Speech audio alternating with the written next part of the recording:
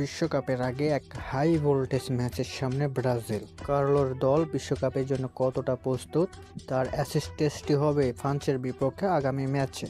সেখানে প্রশ্ন, ইউরোপীয় জায়ান্টদের সামলাতে কেমন ফরমেশনে নামবে ব্রাজিল, কোন ফরমেশন উপযুক্ত হবে তাদের জন্য, সেই আলোচনা নিয়ে থাকছে বিস্তারিত ভিডিও। দলকে খেলিয়েছেন 8 ম্যাচ, জয় পরাজয় ড্র সবই আছে কার্লোর ঝুলিতে। অনেক পরীক্ষা নিরীক্ষা করেছেন এবং অনেক ম্যাচই খেলিয়েছেন ভিন্ন ভিন্ন পজিশনে, কিন্তু এবার আসল পরীক্ষা কার্লোর সামনে, যেখানে আর পরীক্ষা নিরীক্ষা নয়, আসল লড়াইটাই করতে চাইবেন এই কোচ। কিন্তু এমবাপ্পে, ডেম্বেলে, বার্কলোদের এমন ফরমেশন দল সাজাতে পারেন এই মাস্টার মাইন্ড। সাধারণত ব্রাজিল এবং ফ্রান্স একই ধরনের দল, দুই দলই ফরমেশন সাজায় 4-2-3-1-এ।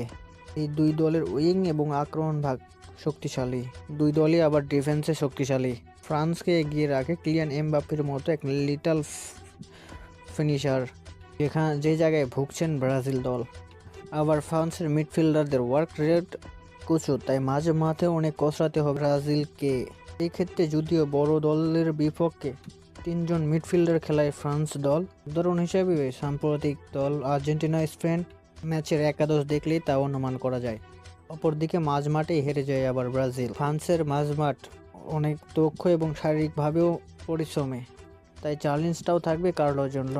এই ক্ষেত্রে প্রাথমিকভাবেই 4-2-3-1-এ শুরু করতে পারে কার্লো। অ্যাটাকিং মিডে রাখতে পারেন পাকুয়েতা বা সান্তোসের কাউকে, যাদের উদ্দেশ্য হবে বল উইং করা, ফ্রান্সকে সুযোগ কম করে দেওয়া, একই সাথে ডিফেন্সে জোর দেওয়া এবং সামগ্রিক বজায় রাখা। এরপর দ্বিতীয় হাফে রাফা বা অন্য অ্যাটাকারদেরকে নিয়ে ফ্রান্সকে প্রেস করা, হাই প্রেসে হতে পারে সুযোগ। শেষ পর্যন্ত ভিনি রাফিনহারা চাপ প্রয়োগ করলে শক্তিশালী ডিফেন্সও করতে পারে ভুল, অথবা 3 জন মিডফিল্ডার নিয়েই শুরু করতে পারেন কার্লো। খেলতে পারে 4-3-3 ফরমেশনেও। ওই সঙ্গে এমবাপ্পেকে সামলাতে লেফট সাইডে ডিফেন্সে রেখে খেলতে পারেন কাউন্টার নির্ভর খেলা। সেখানে পুরো ম্যাচে হয়তো আধিপত্য দেখাবে না ব্রাজিল, কিন্তু নিজেদের ছন্দ ধরে রাখবে এবং ছিটকেও পড়বে না ম্যাচ থেকে। দিদিয়ার দেশম একজন সফল কোচ, দলকে 2 বার টানা বিশ্বকাপ ফাইনালে নিয়ে গেছেন তিনি, একবার পান শিরোপা, এমনকি কোচেরও আছে ভার্চুয়াল চরিত্র।